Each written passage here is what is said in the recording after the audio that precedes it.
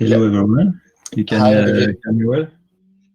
Yeah, the sound is perfect. Just I need to find you in the list. Yeah, good, I got you. You're now presenter. You should be able to, you see the pointer? Perfect. Yes.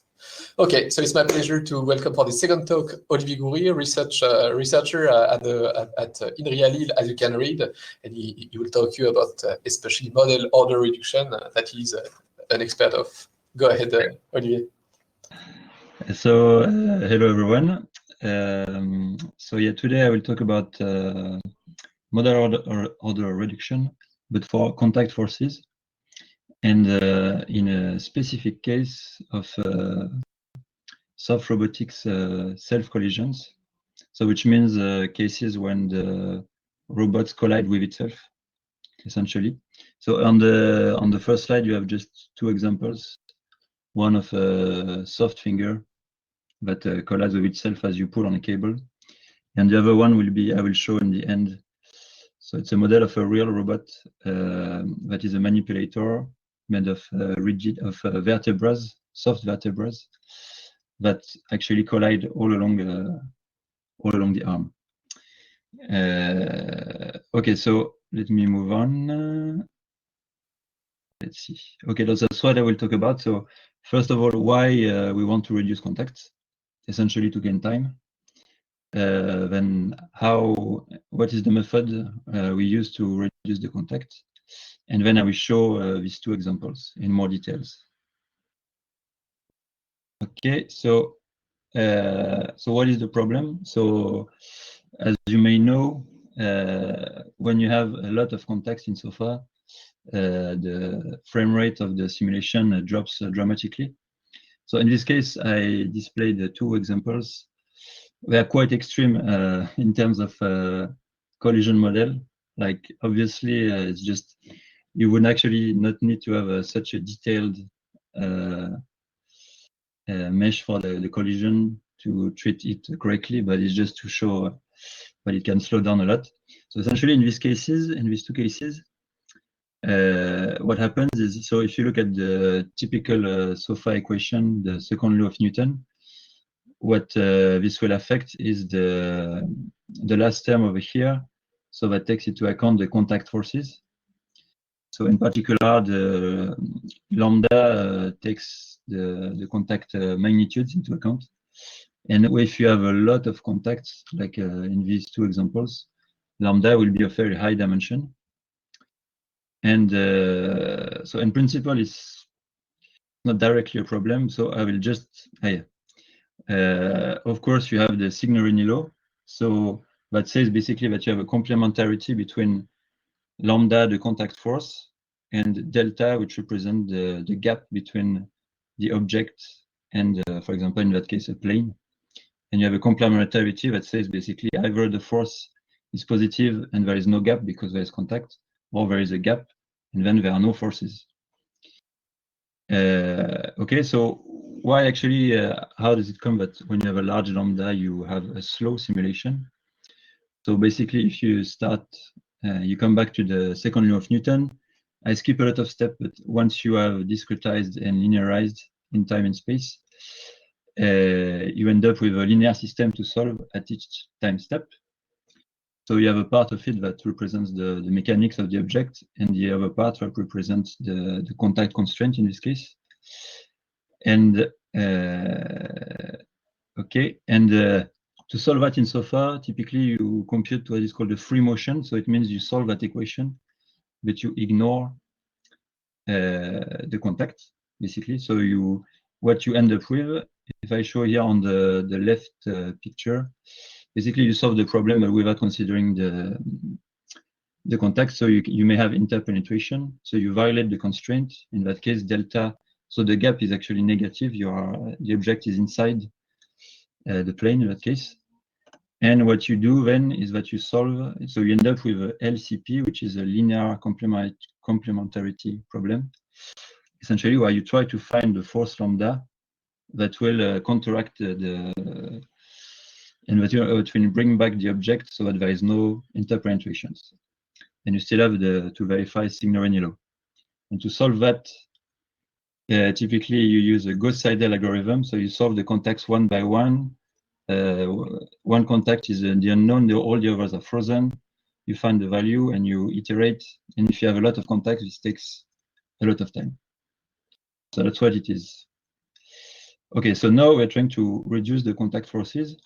So the idea, the philosophy of it is that if you have a detailed contact model, actually you often have a pattern in the contact force. For example, here it looks like a bell. And if you imagine a soft ball falling onto a plane.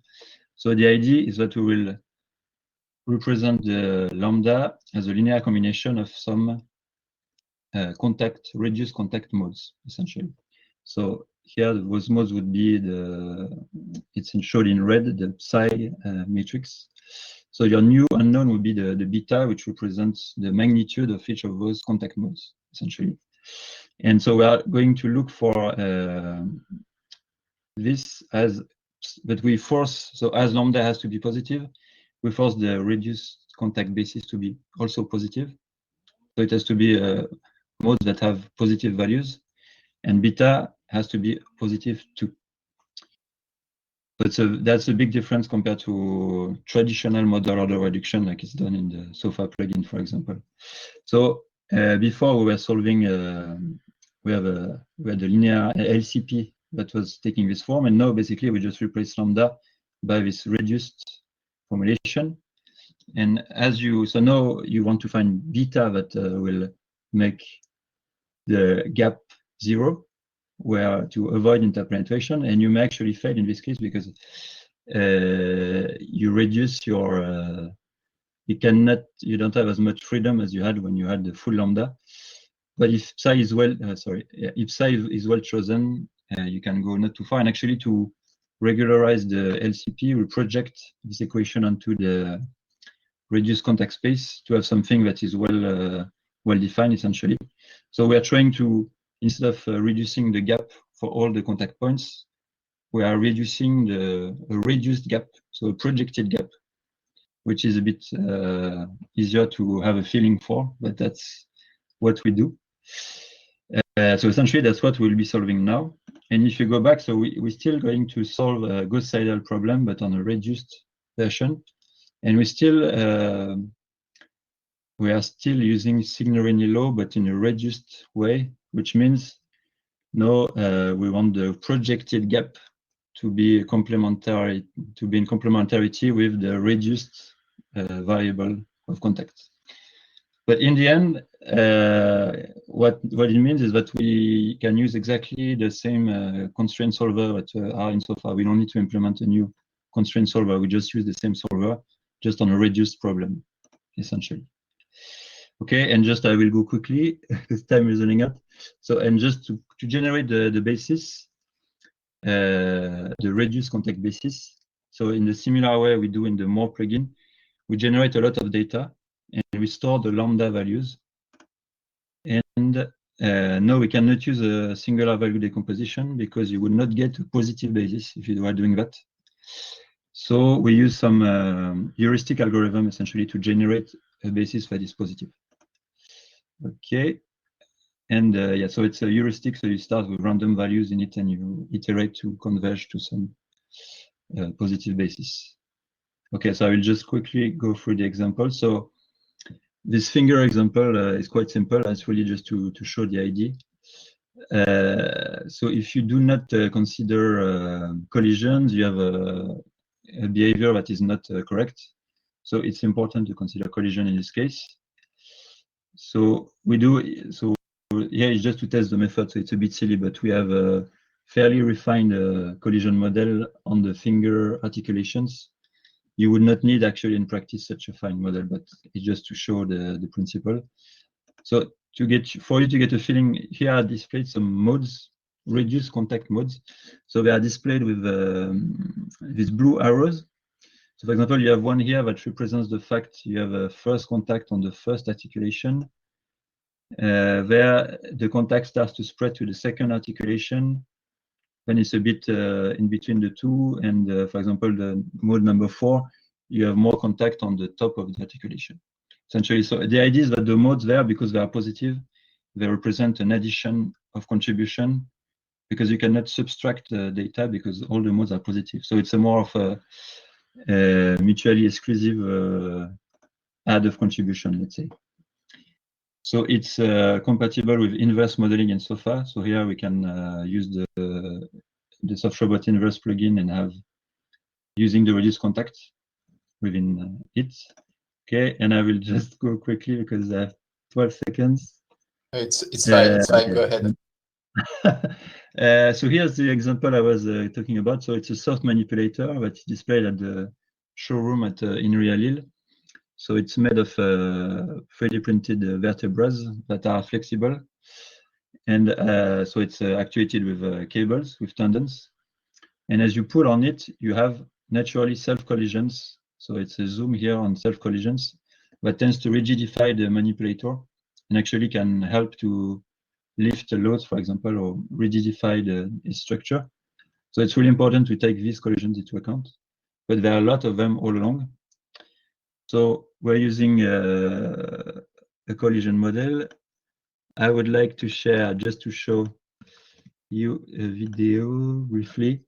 So that's a snapshot exploration. So we actuate the robot. So this actually takes a lot of time because there are lots of contacts all the way, but it's sped up here. So we store all the contact forces all along this simulation.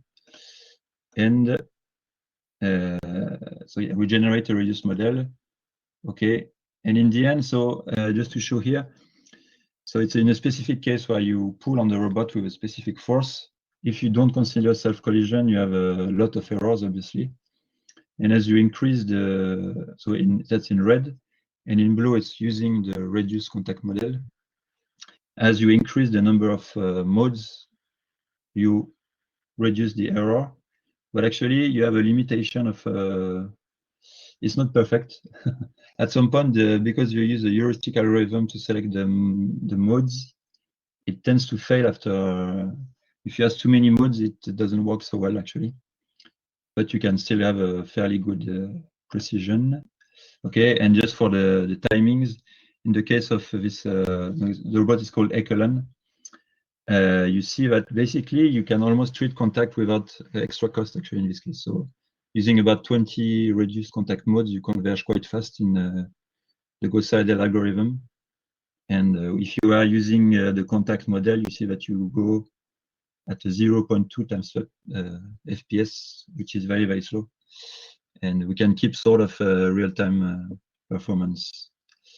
Okay, and okay, well, I'll stop here. Yeah, that's a very nice presentation. It means, yeah, there is almost a time 20 in terms of speed up between the 0.2 and the 17. Yeah, I use the to be fair, I use the extreme case. Huh? Okay. No, it's a very interesting presentation. For those who are actually missing a bit of the equation, now you got your doses. I've got many questions myself, but I'm going to ask the one from Stefan first. What difference in the result would you get if you were reducing geometrically the number of points on the contact surface? So I think it's related to the previous work of Maud Marshall and so on, I guess, that she was doing on reducing the number of contact points and gathering an area into just one contact force. Is that correct, Stefan? So I don't know if you want to. I can interpret the question in two ways. Go ahead. You can answer the two ways, maybe, or no. And I see said differently. Go ahead, Stefan. Yeah, hi Olivier.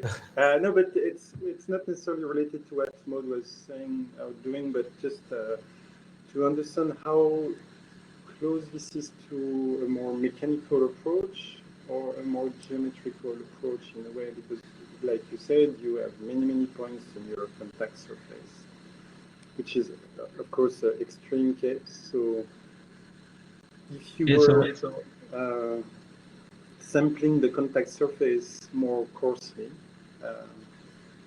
you would also have less contact. I mean, your lambda would be smaller, but would you get a similar result?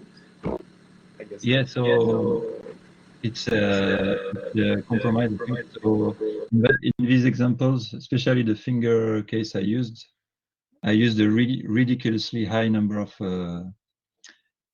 contact points for the. So definitely you would actually you would be better off, I think, using a few contact points and not using any reduction, and you would be performing just as well. The idea is for, but in the second example, actually, I'm not using so many points per. So the example of the manipulator, I'm not using so many points per ribs actually in that case. It's just that there are a lot of ribs. So in the end, I think it makes more sense in that case. But yeah, basically it's in some robot geometries, you will have to have a fairly refined representation of your surface to be accurate. In some other example, not so much. So the method is more designed for the cases where you have a geometry that is complex enough so that you need a fairly complex, fairly precise surface representation that will lead to a lot of collisions. Thank you, Olivier. You can maybe take the last question of François. Fabien, I'm sorry, we're going to maybe take the question for. I have also a lot of questions, so I think we're going to ask you the question, but maybe just in the breakout rooms just afterwards.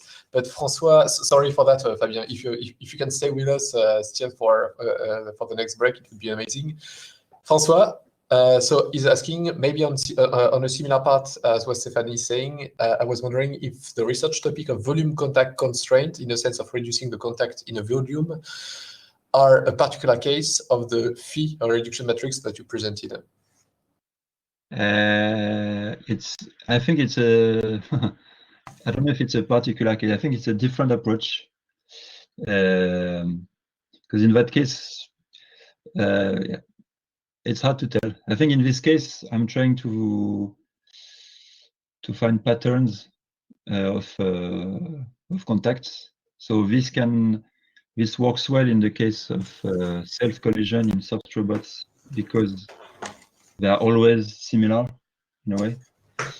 So I think volume contact constraint would be applicable to much more generic contact cases. For example, the method I proposed here cannot work for in any scenario if you have, for example, an organ that may enter in contact in every single position. And, I mean, it works well in the case you have a predictable collisions, I think. So I think it's different. It's a different way of